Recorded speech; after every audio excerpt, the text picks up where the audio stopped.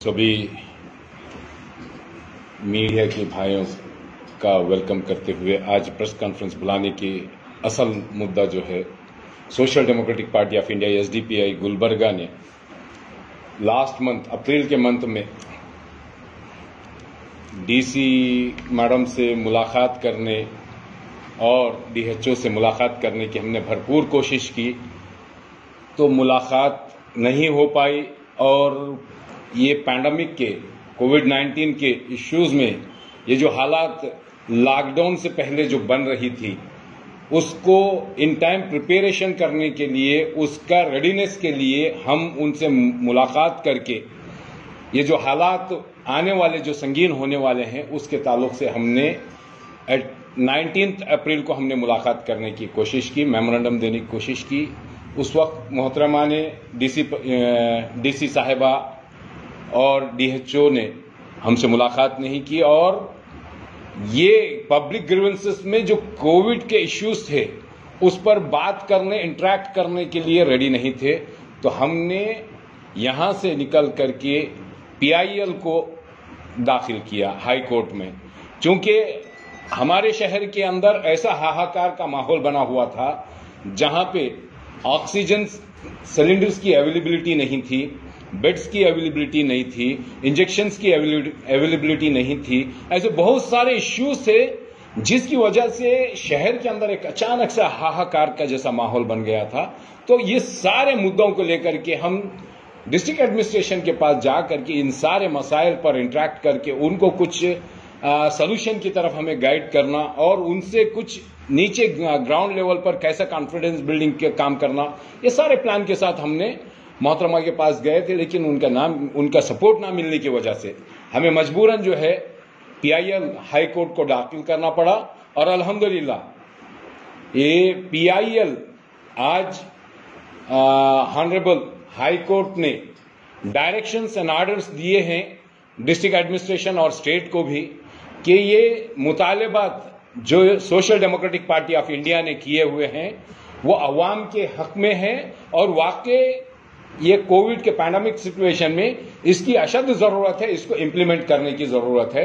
इन सारी चीजों को मद्देनजर रखते हुए आज भी हम मुलाकात करने के लिए डीसी साहिबा के पास गए।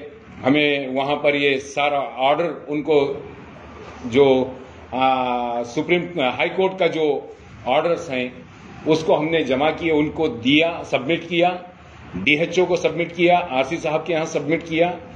तो ये पूरा सिनारियो जो है ये कोविड को लेकर के है। हम मोहतरमा से आज भी गुजारिश करते हैं कि ये जो सिनारियो है, जो पब्लिक लीडर्स होते हैं या एनजीओज होते हैं या पॉलिटिकल लीडर्स होते हैं, जब पब्लिक ग्रीवेंसेस में जब बात करते हैं, इनको मान्यता देते हुए इनकी ग्राउंड रियलिटीज को समझने के लिए अगर इनसे इंटरेक्शन नहीं करेंगे तो फिर किससे इंटरेक्शन करेंगे। एक ऑफिशियल्स अपने लेवल में, एडमिन लेवल पर काम करती हैं, लेकिन जो पब्लिक लीडर रहता है, डाउन टू अर्थ रहता है, अवाम के बीच में रहता है, अवाम के हालात से वाकिफ रहता है, इनकी अशद जिम्मेदारी है कि ये पब्लिक ग्रीवेंसेस में जब भी कोई पॉलिटिकल लीडर्स, पॉलिटिकल पार्टीज या एनजीओज आकर उनसे अप्रोच होती है तो उनकी रेस्पॉन्सिबिलिटी बनती है कि उनको सुने और उनके मसाइल के पर गौर खौस करके जो है उसको हल की जानिब जाना चाहिए। Honourable chief justice of Karnataka Abhay Singh साहब का 12 मई को ऑर्डर आया था गुलबर्गा डीसी को, एडमिनिस्ट्रेशन को डायरेक्शन देते हुए कि social democratic party of India Gulbarga unit की जानिब से जो 18 डिमांड्स रखे गए थे, जो 18 इश्यूज के ऊपर तवज्जो दिलाने के लिए जो बात की गई थी, उसको आप देखकर उसको इम्प्लीमेंट करने के लिए डिप्टी कमिश्नर को डायरेक्शंस 12 मई को दिए गया था।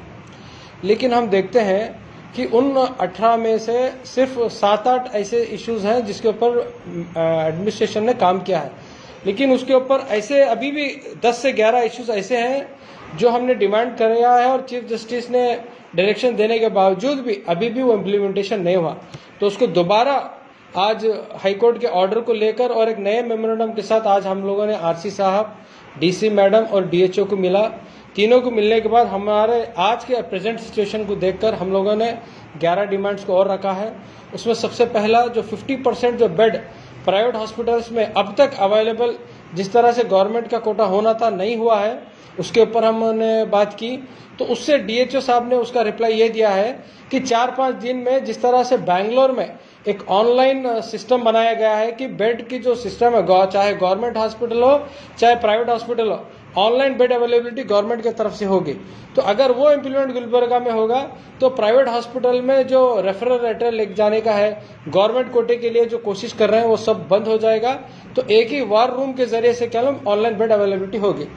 दूसरा हमारा मुतालबा यह था कि ब्लैक फंगस का जो इंजेक्शन है, जिस तरह से लास्ट टाइम रेमडेसिविर इंजेक्शन का अनअवेलेबिलिटी थी और ब्लैक मार्केटिंग हो रही थी, उसी तरह से ब्लैक फंगस का भी प्रॉब्लम चल रहा है। तो उसके लिए उन्होंने कहा है कि पूरे स्टेट लेवल ब्लैक फंगस को क्या गवर्नमेंट ऑफ कर्नाटका उसको प्रोक्योर कर डिस्ट्रीब्यूट कर रही है। फर्स्ट प्रेफरेंस उनका गवर्नमेंट हॉस्पिटल को है, उसके बाद प्राइवेट हॉस्पिटल वाले अगर उनको इंटेंट दे रहे हैं, मतलब ऑर्डर रिक्वायरमेंट दे रहे हैं तो हम उनको दे रहे हैं। तो उन्होंने हमारे से रिक्वेस्ट किया कि आप पार्टी के थ्रू या आपके एनजीओज के थ्रू आप ये इन्फॉर्मेशन दीजिए कि प्राइवेट हॉस्पिटल में अगर ब्लैक फंगस के केसेस हैं तो उसको गवर्नमेंट हॉस्पिटल को शिफ्ट करें, क्योंकि ब्लैक फंगस के जो इंजेक्शन हैं फर्स्ट प्रेफरेंस गवर्नमेंट हॉस्पिटल को मिलेगा। हम देखते हैं कि बहुत सारे प्राइवेट हॉस्पिटल में ब्लैक इंजेक्शन नहीं होने की वजह से बॉम्बे से, दिल्ली से, कलकत्ता से कहां से ढूंढ के मंगा रहे हैं ब्लैक मार्केटिंग में, उसके बावजूद भी उनको इंजेक्शन नहीं मिल रहे हैं। तो हमारी रिक्वेस्ट यही है अवामुन्नास से कि आप गवर्नमेंट हॉस्पिटल को शिफ्ट किया जाए। शॉर्टेज ऑफ स्टाफ के वजह से वहां पर पेशेंट्स को अटेंड नहीं किया जा रहा है, डॉक्टर्स अटेंड नहीं कर रहे हैं। लेकिन अल्हम्दुलिल्लाह अब कोविड के का जो वेव है वो थोड़ा नीचे आता रहा, अब उतने पेशेंट्स नहीं है। आज हम सुबह में हमारी जब टीम सर्वे की थी ऑलमोस्ट 150 बेड्स अभी भी जिम्स में अवेलेबल हैं। इसका मतलब पेशेंट्स कम हो रहे हैं। तो अभी क्या जो अब ब्लैक फंगस के जो सीरियस केसेस हैं जिम्स हॉस्पिटल के पास वो कैपेसिटी है कि अच्छी तरह से उनकी देखभाल कर सकते हैं। चौथा हमारा जो जब स्टाफ के बारे में जब क्वेश्चन आया तो उन्होंने यही कहा कि हम जो 6 महीने के लिए प्राइवेट जो स्टाफ है उनको लेने के लिए तैयार है, इवन जो सैलरी उनका इंक्रीज कराकर भी गवर्नमेंट ऑफ कर्नाटका से रिक्विजिशन लिए हैं। तो आने वाले दिनों में स्टाफ बढ़ाने का ये भी है उनका। पांचवा जो बहुत सारे अटेंडर्स का ये इल्जाम था कि वहां पर ट्रीटमेंट नहीं हो रहा पेशेंट्स का, सीसीटीवी अरेंजमेंट किया जाए। तो हमारा मुतालबा वही था कि सीसीटीवी होना चाहिए जिम्स हॉस्पिटल में और ईएसआई हॉस्पिटल में और प्राइवेट हॉस्पिटल में, ताकि उनके अटेंडर्स देख सके कि अंदर उनके पेशेंट के साथ किस तरह से ट्रीटमेंट हो रहा है। तो उसके बारे में भी उन्होंने कहा कि मिनिस्ट्री, हेल्थ मिनिस्ट्री और मेडिकल एजुकेशन मिनिस्ट्री से उनको डायरेक्शंस आए हैं और इवन हमारा कोर्ट का डायरेक्शंस भी है कि सीसीटीवी इंस्टॉल करना है। तो इंशाल्लाह जल्द से जल्द वो भी काम स्टार्ट किए हैं, 3-4 दिन में वो भी होगा बल्कि हमें आश्वासन दिए हैं। और दूसरा जो बिल्स, जो लाखों का बिल आ रहा है प्राइवेट हॉस्पिटल्स में, जब उसके बारे में हमने कहा तो उन्होंने डीएचओ साहब ने खुद कहा कि मैं प्राइवेट हॉस्पिटल को विजिट कर रेट कार्ड्स लिखा हूं। तो अटेंडर्स की जिम्मेदारी है वो रेट कार्ड्स को देखकर बिल एक्सेप्ट किए।